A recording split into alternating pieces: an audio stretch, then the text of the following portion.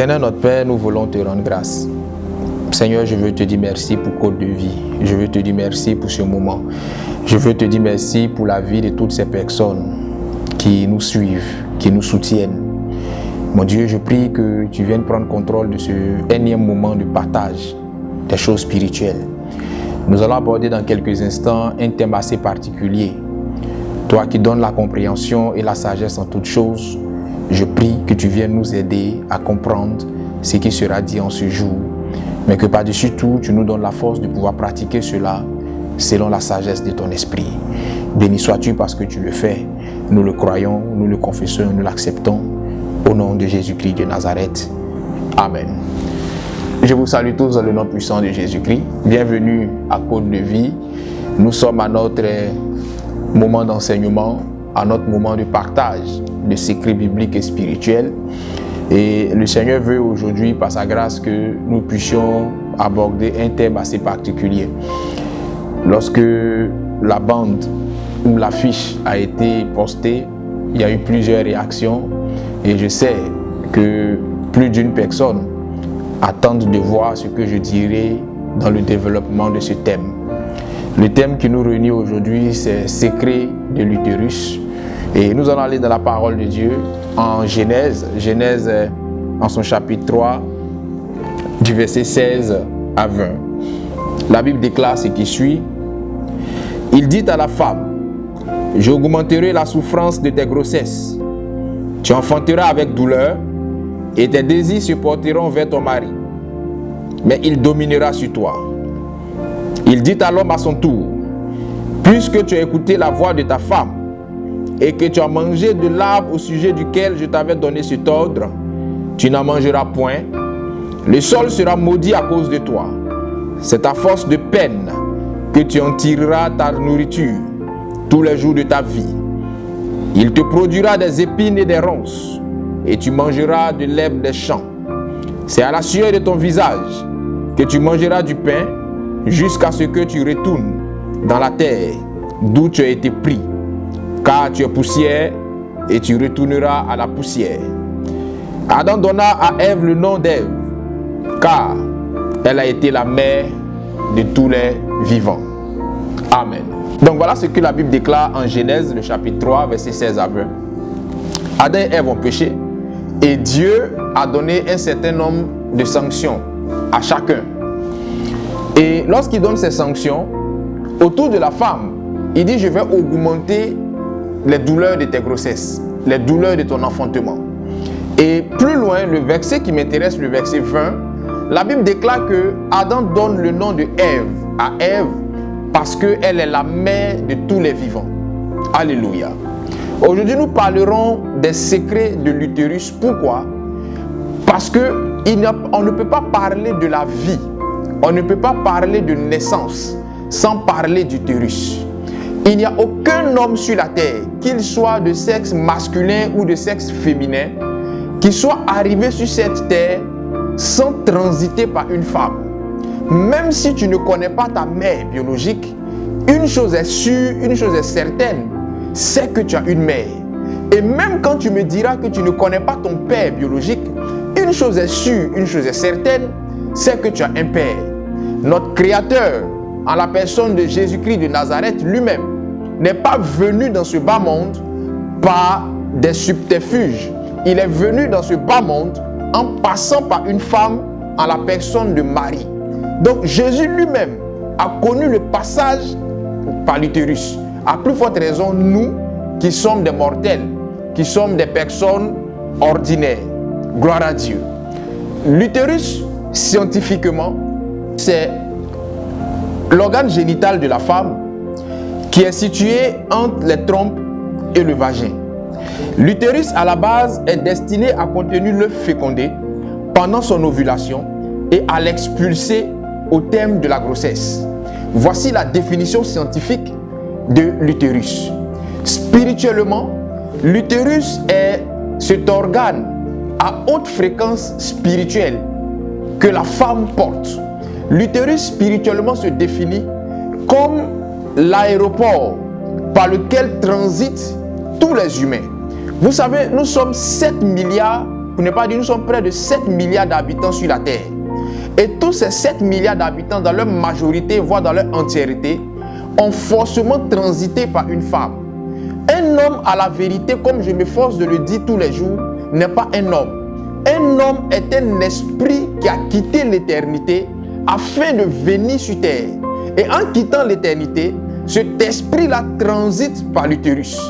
Les voleurs, les politiciens, les présidents, les rois, les personnes élevées en dignité et même les personnes humiliées en dignité, toutes ces personnes-là transitent par une voie qui est l'utérus. C'est la raison pour laquelle les mystiques, les sorciers et les personnes spirituelles affectionnent particulièrement l'utérus. Les satanistes affectionnent particulièrement l'utérus. Pourquoi?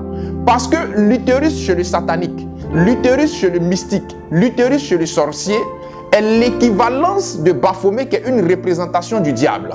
Quand vous prendrez l'utérus dans sa configuration schématique, l'utérus ressemble à un bouc avec des cornes. Et c'est pour ça que dans les plus grands rituels sataniques, dans les plus grands rituels mystiques, on a recours à l'utérus. Pour ceux qui ont connu des rituels mystiques sataniques de haut niveau, on va souvent dans des morgues et on prend l'utérus des femmes décédées et on fait des pratiques. Les enlèvements de personnes auxquels on assiste parfois, souvent c'est des organes qu'on retire. Mais au nom de ces organes-là, parfois, on retire l'utérus afin de faire des pratiques mystiques à la gloire du diable. Parce que l'utérus, par essence, a une représentation schématique qui fait référence au diable, qui fait référence à Baphomet. Alléluia. Lorsqu'une femme porte un enfant dans son utérus, ou du moins quand une femme porte un enfant en son sein, elle doit faire très attention à ce qu'elle fait, aux endroits qu'elle côtoie et à sa manière de fonctionner. Parce que la science même démontre que une femme enceinte peut influencer la vie de son bébé à travers ce qu'elle mange, à travers ses humeurs, à travers son état d'âme. Elle peut communiquer ces choses-là à son bébé. De la même manière, sur le plan spirituel, une femme peut communiquer ses ondes spirituelles à son bébé et l'enfant aussi peut impacter la maman par ses ondes spirituelles. Quand vous lirez la Bible en Juge, la Bible parle d'un homme qui s'appelle Samson, qui a entamé la guerre avec les Philistins. Lorsque Samson devait naître, l'ange de l'Éternel se révèle à sa maman pour dire « Abstiens-toi de liqueurs fortes, abstiens-toi de telle chose, parce que l'enfant à qui tu vas donner naissance sera un consacré à Dieu. » Quand vous lirez Nom chapitre 6, Nom chapitre 6 nous parle de la loi du Naziréat. Le Naziréat, c'est le consacré le Nazirien du moins, c'est le consacré à Dieu. Et c'est la maman de Samson qui se voit en train d'observer les prescriptions du Naziréen à la place de Samson. La mère de Samson n'était pas une Naziréenne, elle n'était pas une consacrée, mais elle se voit dans l'obligation de subir les prescriptions de la consécration en lieu et place de son fils. Pourquoi? Parce que la vibration spirituelle d'un enfant peut impacter la vibration spirituelle d'une mère et vice-versa. Il n'y a pas que la femme qui a à son sein des organes à forte connotation spirituelle. L'homme a aussi en son sein des organes à forte connotation spirituelle. L'équivalence de l'utérus chez la femme, ce sont les reins chez l'homme. Et la Bible le déclare. Lisons ensemble Genèse. Genèse 35, verset 11. La Bible déclare: Dieu lui dit, je suis le Dieu Tout-Puissant. Sois fécond et multiplie. Une nation et une multitude de nations naîtront de toi, et des rois sortiront de tes reins. Amen. Donc, les enfants sortent de l'utérus de la femme, mais chez l'homme, les enfants sortent de ses reins. C'est pour ça que une femme doit prier pour son utérus et un homme doit prier pour ses reins. Et lorsque l'ennemi veut détruire une femme comme un homme, il s'attaque à ces différentes parties que je viens de mentionner là. Lorsque le diable, par exemple, veut attaquer l'homme ou la femme sur le plan de l'utérus ou sur le plan des reins, il va utiliser le sexe. Parce que spirituellement, lorsqu'on parle de l'utérus, on parle automatiquement du sexe. Et lorsqu'on parle des reins chez l'homme, on parle automatiquement du sexe. Et donc, qu'est-ce que le diable va faire? Pour pouvoir atteindre l'utérus de la femme, il va se servir du sexe. Et pour pouvoir atteindre les reins de l'homme, il va se servir également du sexe. Pourquoi il va atteindre ces différentes zones-là? Parce qu'il sait qu'en atteignant ces zones, il peut facilement toucher la progéniture de la femme et la progéniture de l'homme. Donc, il passe par l'envoûtement sexuel. Il y a plusieurs types d'envoûtement sexuel. Mais pour le besoin de notre enseignement, nous parlerons aujourd'hui de 3 grands types d'envoûtement sexuel. Le premier type d'envoûtement sexuel, c'est l'envoûtement par le sperme. Vous savez, spirituellement comme physiquement, le sperme représente le patrimoine d'une personne. Parce qu'à partir de ton sperme, on peut avoir accès à toi physiquement et on peut avoir accès à toi spirituellement. L'envoûtement par le sperme se fait de 2 manières majeures. La première manière, c'est la manière naturelle. Dans ce temps d'idée, le diable t'envoie une personne qui a des antécédents spirituels bizarres, à l'allure douteuse, avec laquelle tu as des rapports. Voilà comment des gens ont couché avec des femmes et plus rien n'a marché dans leur vie, plus rien n'a abouti dans leur vie. Et des femmes ont couché avec des hommes et tout s'est fermé dans leur vie. Il n'y a rien qui a marché dans leur vie parce que cette personne, consciemment ou inconsciemment, était porteuse de fondements sataniques qui ont créé des blocages dans la vie de l'autre. C'est pour ça que dans certaines cultures, avant que l'homme et la femme ne partent ensemble, on fait une consultation spirituelle pour savoir à qui l'on a affaire. Parce qu'une relation entre homme et femme, au-delà de la compatibilité physique, il y a la compatibilité spirituelle. Quels sont les antécédents spirituels qui accompagnent mon partenaire? Et quels sont les antécédents spirituels qui accompagnent celui ou celle avec qui je veux aller? C'est très important. Si vous ne maîtrisez pas ça, le sexe va vous détruire. Donc la première manière par laquelle on envoûte quelqu'un par le sperme, c'est la manière naturelle. La deuxième manière, c'est la manière mystique. L'envoûtement par le sperme, par la voie mystique, se passe comment? C'est dans cette dimension que certaines personnes vont dormir et le matin, ces personnes-là se réveillent, elles constatent qu'elles ont libéré des sémences. Comme on le dit communément, elles ont éjaculé. La femme va dormir, elle n'a pas de partenaire, elle a dormi seule. Le matin, elle se réveille, elle constate que la nuisette est mouillée, elle constate que les dessous sont mouillés. Le jeune homme, il est allé se coucher, il n'a pas dormi avec une femme, et le matin au réveil, il constate qu'il a éjaculé sur lui. Qu'est-ce qui s'est passé? On lui a envoyé quelqu'un la nuit qui a fait une action mystique afin de récupérer sa sémence et aller la travailler contre lui. Ça, c'est le premier type d'envoûtement, qui est l'envoûtement par le sperme, qui se fait de 2 manières, la manière naturelle et la manière mystique. Il y a le deuxième type d'envoûtement, qui est l'envoûtement par l'amant des ténèbres. L'amant des ténèbres, c'est qui? L'amant des ténèbres, c'est cette personne qui a des pratiques occultes, qui est versée dans des pratiques occultes, qui est versée dans le mysticisme, qui pratique la sorcellerie. Et cette personne-là, qu'est-ce qu'elle va faire? Elle va venir vers toi pour les jeunes filles. Elle va te faire des avances. Elle va commencer à te courtiser. Malgré ton refus, cette personne va insister. Et un jour, tu te retrouves dans le sommeil et tu vois cette personne que tu as toujours repoussée parce qu'elle ne te plaît peut-être pas ou parce que tu n'as pas envie d'aller avec elle. Et tu vois cette personne-là venir avoir des rapports intimes avec toi. Il y a des gens parmi vous qui m'écoutez ce soir qui vivent des problèmes qui ne peuvent pas expliquer. Les gens vivent des situations spirituelles terribles. Le monsieur, il t'a fait la cour. Tu n'as jamais accepté ses avances. Mais la nuit, tu t'en vas te coucher et tu vois le monsieur venir avoir des rapports. Souvent même, ces rapports-là tournent au viol. C'est un amant mystique. Parce que ce monsieur-là, il te fait la cour en vérité, non pas pour ta beauté, mais il te fait la cour à cause de la beauté de ton étoile, à cause de la qualité de tes données spirituelles dont il veut se servir pour appliquer un rituel satanique. Et comme tu ne veux pas céder à ses avances physiques, spirituellement, qu'est-ce qu'il fait? Il se dédouble, c'est-à-dire il fait une sortie du corps qu'on appelle une projection astrale et il vient coucher avec toi et il retourne dans son corps. Plusieurs femmes ont été victimes de ça et même des hommes en ont été victimes. L'amant des ténèbres, ce n'est pas forcément le dragueur aussi. Il y a l'amant des ténèbres qui se manifeste sous la bannière parentale. Il y a ou même sous la bannière inconnue. Mais généralement, c'est sous la bannière parentale. Il y a des personnes dans la famille de qui la sorcellerie bat son plein. Et qu'est-ce que l'amant des ténèbres va faire?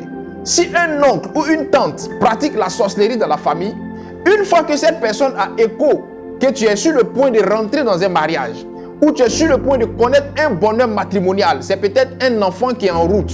Qu'est-ce que la personne va faire? Elle va faire ce qu'on appelle la métamorphose spirituelle. C'est-à-dire que si c'est un oncle, il se transforme en femme et il vient coucher avec toi qui es homme. Et si c'est une femme, elle se transforme en homme et elle vient coucher avec toi qui es femme. Voilà comment il y a des femmes, une fois qu'elles sentent un retard, le jour où elles ont la visite de l'amant des ténèbres, le lendemain, les menstrues arrivent. Une fois qu'on dit qu'on va les épouser, le jour où elles ont la visite de l'amant des ténèbres, le lendemain, la relation se gâche. Pourquoi? Parce qu'il y a quelqu'un dans ta famille qui n'est pas forcément le dragueur inconnu, mais qui pratique la sorcellerie, qui est toujours là pour te mettre les bâtons dans les roues afin de t'empêcher de rentrer dans un bonheur matrimonial, dans un bonheur conjugal. Je prie que le Seigneur t'en délivre. Ça, c'est la deuxième phase d'envoûtement. Et une fois que cette action a lieu, au réveil, tu vas constater que ta vie va prendre une autre tournure. Ton foyer même, pour celles qui sont dans des foyers, prend une autre tournure. Et ça peut même virer à la séparation, ça peut même virer à la rupture. Comme il peut arriver que le matin, tu constates qu'il y a des blocages au fil du temps qui se manifestent dans tes activités. Si tu vis cette situation, cherche à te faire aider et le Seigneur va t'en délivrer par sa grâce. Alléluia. Le troisième et dernier type d'envoûtement sexuel, c'est l'envoûtement que nous connaissons tous. L'envoûtement par le mari ou la femme de nuit. C'est le type d'envoûtement qui nous donne droit à un partenaire sexuel satanique, c'est-à-dire c'est une entité spirituelle démoniaque qui vient et qui s'érige en conjoint ou en conjointe pour nous. Il y a des gens qui sont spirituellement mariés. Tu vois, la dame, elle est déjà mariée dans le spirituel. Elle a son mari de nuit, ils sont déjà mariés. Le mariage a été déjà célébré dans le monde spirituel. Pour d'autres même, ils ont déjà des enfants là-bas. Et cette femme-là, elle n'arrivera pas à se marier. Dans certaines situations même, le mari de nuit est physiquement vu par la femme. C'est-à-dire que lorsqu'elle rentre dans la chambre, elle le voit physiquement. Il y a des jours où il vient. Généralement, ce sont les jeudis ou les samedis. Il y a des jours où ce mari de nuit-là, il vient. Pour les musulmans, c'est les vendredis. Et le jour-là, il vient et il a des rapports avec toi. Souvent même, la femme, elle est mariée et le mari de nuit continue toujours à sortir avec elle. Vous voyez, il y a certaines questions déplacées que vous posez souvent qui gênent. Le bon sens, l'élégance comportementale veut qu'on ne pose pas un certain nombre de questions vis-à-vis d'une personne. Ce sont des questions qui sont gênantes. À savoir, pourquoi tu n'as pas encore d'enfant? Pourquoi tu n'es pas encore marié? Il y a des gens qui ne sont pas encore mariés parce qu'elles le veulent ou parce qu'ils le veulent. Et il y a des gens qui ne sont pas encore mariés parce qu'eux-mêmes, ils ne savent pas ce qui se passe. Et d'autres savent que c'est dû à un problème spirituel. Laissez-moi vous dire qu'il y a des filles qui ne sont pas mariées parce que leurs maris de nuit vont menacer les hommes qui sont prêts à leur passer la bague au doigt. Le jour où le monsieur là décide de te doter, le jour où le monsieur là décide de t'épouser, la nuit dans son sommeil, il y a un monsieur grand de taille noir qui vient le voir pour le menacer, pour lui dire, si celle-là tu ne la lâches pas, tu vas avoir affaire à moi. Le lendemain, tu ne vois plus le gars. Il ne t'appelle plus, il ne vient plus te voir, il ne passe plus à la maison. Et le jour où tu le croises pour lui demander pourquoi on a rompu, il n'ose même pas t'expliquer. Les plus courageux vont vous dire la vérité, mais les moins courageux vous diront, ah je ne sais pas. Parce qu'ils estimeront que tu es une femme dangereuse. Il y a aussi des hommes qui sont célibataires. Parce que ces hommes-là sont fatigués par des femmes de nuit, avec lesquelles ils couchent les nuits, avec lesquelles ils se plaisent à être. Et ces femmes-là les empêchent de rentrer dans des mariages. Donc quand vous voyez quelqu'un qui est dans un célibat chronique, dans un célibat renforcé et enraciné, il ne faut pas trop lui poser des questions. Souvent, les raisons sont spirituelles et sont au-delà même de votre entendement. Et généralement, quand le mari ou la femme de nuit arrive, et que la victime ne veut pas céder à ses avances, c'est-à-dire ne veut pas avoir des rapports avec elle, il va même jusqu'à te frapper, il va même jusqu'à te porter main. Voilà comment des femmes, souvent, elles vont se coucher seules dans des lits bien moelleux et elles se réveillent avec le corps tout acheté, avec le corps tout zébré, parce que le mari de nuit ce jour-là a frappé la victime qui a refusé de coucher avec lui. Et souvent quand la victime aussi commence à s'attacher à un homme, le soir, son mari de nuit vient et il la frappe. Donc c'est une entité qui est dangereuse. C'est une entité qui détruit beaucoup de relations et qui détruit beaucoup de couples. Si tu es fatigué par cette entité, je prie que le Seigneur t'accorde la délivrance par sa grâce. À ce stade de notre enseignement, je vais maintenant parler du pouvoir de l'impurité de la femme. On a souvent mal compris le sens de l'impurité féminine. Quand nous lisons la Bible, et spirituellement parlant, il y a deux cas d'impurité chez la femme. Le premier cas d'impurité, c'est l'impurité après enfantement. Et cette impurité-là a un pouvoir, a une symbolique spirituelle qu'il faut respecter, qu'il faut considérer. Nous allons lire ensemble Lévitique. Lévitique, le chapitre 12, versets 1 à 8. Mais pour ne pas être long, je vais lire les 3 à 4 premiers versets. Alléluia. L'Éternel parla à Moïse et dit, parle aux enfants d'Israël et dit, lorsqu'une femme deviendra enceinte et qu'elle enfantera un mâle, elle sera impure pendant 7 jours. Elle sera impure comme au temps de son indisposition menstruelle. Le 8e jour, l'enfant sera circoncis. La femme restera encore 33 jours à se purifier de son sang. Elle ne touchera à aucune chose sainte. Elle n'ira point au sanctuaire jusqu'à ce que les jours de sa purification soient accomplis. Amen. Voici la première phase d'impureté chez la femme. L'impureté après enfantement. Lorsqu'une femme donne naissance à un enfant, physiquement, elle est faible, mais spirituellement, elle est forte. Spirituellement, elle dégage des ondes, elle dégage des vibrations qui peuvent impacter un homme qui n'est pas spirituellement posé. C'est pour ça que même quand la femme est enceinte, il n'est pas conseillé spirituellement que la femme enceinte aille coucher avec un autre homme en dehors du père de son enfant. Ce n'est pas une question à première vue d'abord de physique, mais c'est d'abord une question spirituelle. Parce que le fait que la femme enceinte aille coucher avec quelqu'un qui n'est pas le père de son enfant, cela peut avoir une conséquence, une répercussion sur elle-même, sur son enfant et sur celui-même qui vient coucher avec elle. Lorsqu'une femme enfante et qu'on lui demande d'observer pratiquement 2 mois, parce que 33 jours plus 7 jours, ça fait 40 jours, qui est pratiquement 2 mois.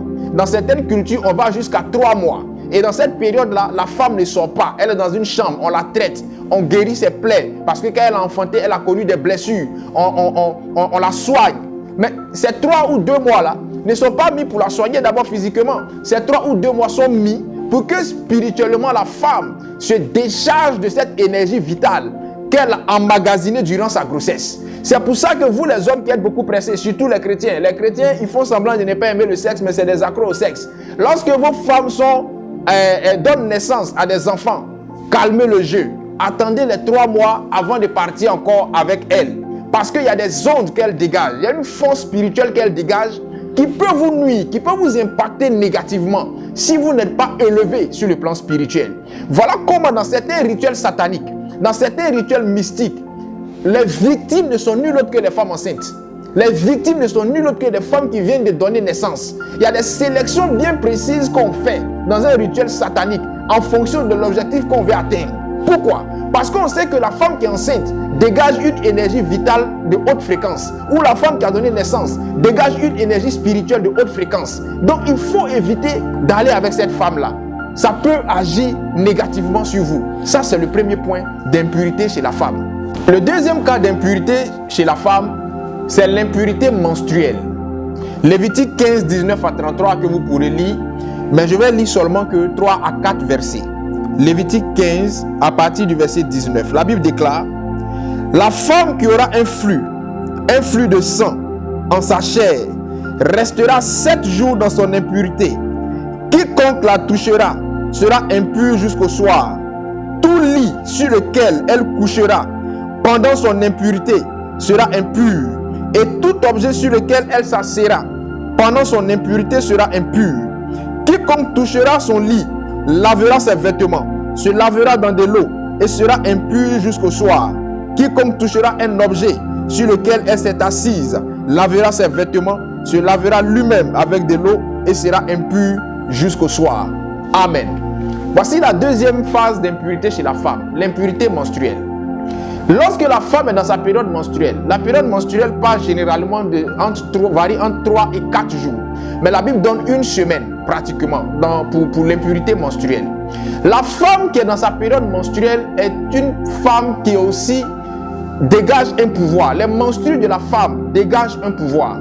C'est pour ça qu'il ne faut pas aller avec la femme dans sa période menstruelle. Je l'ai dit tout à l'heure, les chrétiens, ils font semblant de ne pas aimer le sexe, ils font semblant de vivre la sanctification, alors que sur les sœurs en Christ, quand ils se marient, toutes les années de sanctification, ils essaient de rattraper ça. Mon frère, il faut aller doucement. Quand la femme est dans sa période menstruelle, il faut marquer une trêve, il faut marquer une pause. On sait que tu aimes ta femme, mais la Bible déclare qu'il ne faut pas aller avec elle dans cette période. Pourquoi? Parce que lorsque nous lisons la Bible nous raconte une histoire en Marc. La Bible déclare qu'il y avait une femme qui était atteinte de perte de sang depuis 12 ans. Les pertes de sang, c'était la symbolique des menstrues. La femme, elle avait des menstrues qui ne s'arrêtaient pas. Depuis 12 ans, elle ne faisait que perdre le sang. La Bible déclare que lorsque cette femme-là a touché Jésus-Christ, Jésus-Christ dit, il y a une force qui est sortie de moi. Ça a été la seule fois où Jésus a dit, une force est sortie de moi. Souvenez-vous que Marie a touché Jésus-Christ. Marie de Magdala, la prostituée, elle a touché Jésus-Christ. Jésus n'a jamais dit que la force est sortie de lui. Mais pourquoi la femme qui a atteint des pertes de sang, qui est dans sa période, on va dire menstruelle, touche Jésus et une force sort de Jésus?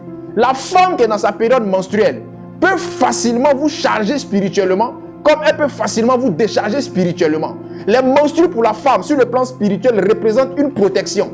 Quand un homme spirituel, un homme qui est vraiment spirituel, veut aller avec une femme, et que cette femme lui signifie qu'elle est dans sa période menstruelle, cet homme va automatiquement abandonner son envie d'aller avec cette femme. Parce que cet homme est conscient que partant avec cette femme, ou pratiquant le sexe avec cette femme, il s'expose à certaines choses qui peuvent nuire à son atmosphère spirituelle. Alléluia. C'est pour ça aussi qu'il est conseillé aux femmes, dans leur période menstruelle, de ne pas jeter leur serviette hygiénique n'importe où. Lorsque la femme est dans sa période menstruelle, il est important pour elle de jeter ses serviettes hygiéniques dans un endroit où elle est sûre que n'importe qui ne pourra se servir de ces choses à des fins pas très catholiques. Gloire à Dieu. La Bible nous définit indirectement 5 types d'utérus. Lorsque vous lirez la Bible vous parlera du premier type d'utérus en Genèse le chapitre 6, qui est l'utérus satanique. La Bible déclare en Genèse 6, à partir du verset 1er, que les fils des dieux, qui en vérité étaient des démons, virent que les filles des hommes étaient belles, et ils sont descendus sur terre afin de s'accoupler à ces filles, ce qui a donné naissance à des géants qu'on appelle spirituellement des Néphilim. Un Néphilim, c'est une entité qui a une partie humaine et une partie démoniaque. Et il y a des femmes qui ont des prédispositions pour recevoir des semences démoniaques afin de mettre à la naissance des démons ou de mettre à la naissance des mystiques, des personnes qui sont animées d'une intention satanique et qui sont dotées d'une mission satanique. Gloire à Dieu. Le deuxième type d'utérus dont la Bible nous parle, c'est l'utérus royal. 1 Samuel 12, 24 à 25. Une femme qui est dotée d'un utérus royal est cette femme-là qui donnera naissance à des enfants élevés en dignité.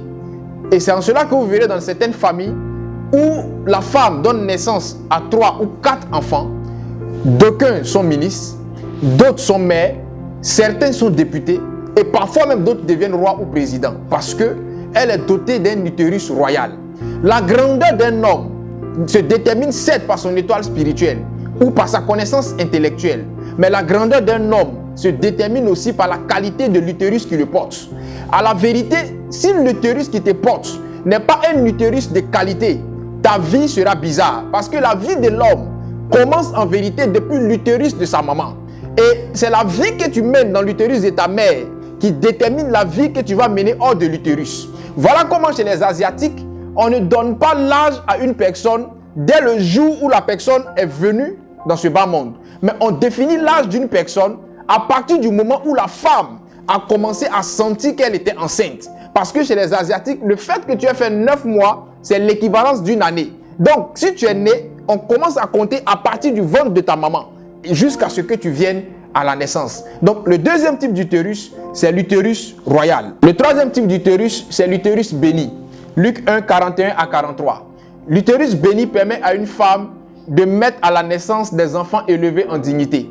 Ces enfants-là connaissent la bénédiction à outrance. Pas forcément parce que ces enfants occuperont des postes élevés dans la société, mais ces enfants arrivent à connaître une bénédiction dans tout ce qu'ils vont entreprendre, dans tout ce qu'ils vont faire en ce bas monde. Alléluia. Le quatrième type d'utérus, c'est l'utérus sacerdotal. L'utérus sacerdotal permet à la femme de donner naissance, selon 1 Samuel 1, 20 à 22, à des enfants du sacerdoce. C'est en ce moment que vous verrez cette femme-là donner naissance à un serviteur de Dieu ou à une servante de Dieu parce qu'elle a un utérus sacerdotal. Gloire à Dieu. Le cinquième et dernier type d'utérus, c'est l'utérus réservé. Selon Genèse 16, verset 1 à 2.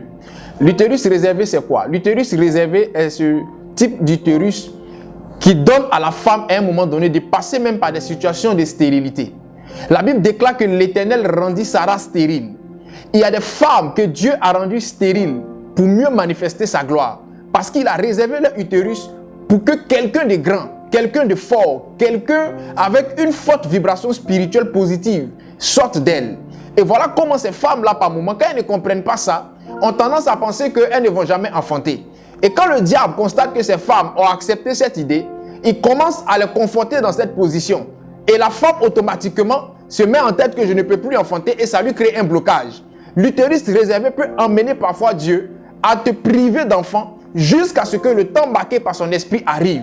Parce que, au-delà de ce qu'on va dire sur le plan physique, la grossesse est due à ça, un enfant est la conséquence d'une plus grâce de Dieu. Si Dieu ne te fait pas grâce, tu ne pourras pas connaître un enfant. Quel que soit le traitement que tu vas subir, quel que soit le médicament que tu vas acheter, si Dieu ne fait pas grâce, l'enfant ne peut pas arriver. Donc l'utérus réservé est ce type d'utérus que Dieu choisit, que Dieu met à part, afin de faire naître des mises à part. Voici donc ce que nous pouvons dire sur l'enseignement intitulé « Secret de l'utérus ». Je prie pour toi qui es homme, que tu commences à rentrer en prière et à parler à Dieu concernant tes reins. Parce que pour l'homme, la force de sa progéniture vient de ses reins.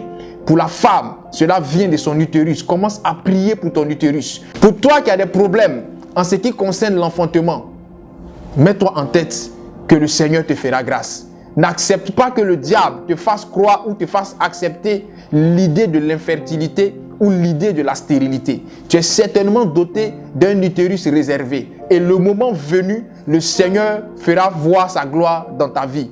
Suis le traitement que la médecine te soumettra. Suis le traitement que certaines personnes te donneront. Mais en même temps, prie le Seigneur. Parce que je le dis et je le répète, la naissance d'un enfant est la conséquence d'une pure grâce de Dieu. La grandeur d'un homme ne se détermine pas par sa connaissance, ne se détermine pas par son étoile. La grandeur d'un homme à la base se détermine par la qualité de l'utérus qui le porte. Que le Seigneur nous bénisse et que sa grâce soit sur vous. Ainsi s'achève l'enseignement intitulé « Secret de l'utérus ». Tu as des problèmes spirituels. Tu t'es retrouvé dans un pan de mon développement. Tu es conscient ou tu es consciente que des entités mystiques, des entités sataniques te troublent, te tourmentent. Nous ne pouvons pas tout dire sur cette plateforme. Le numéro s'affiche au bas de la vidéo. Tu pourras nous contacter et ensemble, nous t'apporterons l'aide qu'il faut par la grâce et par l'Esprit de Dieu. Que le Seigneur te bénisse.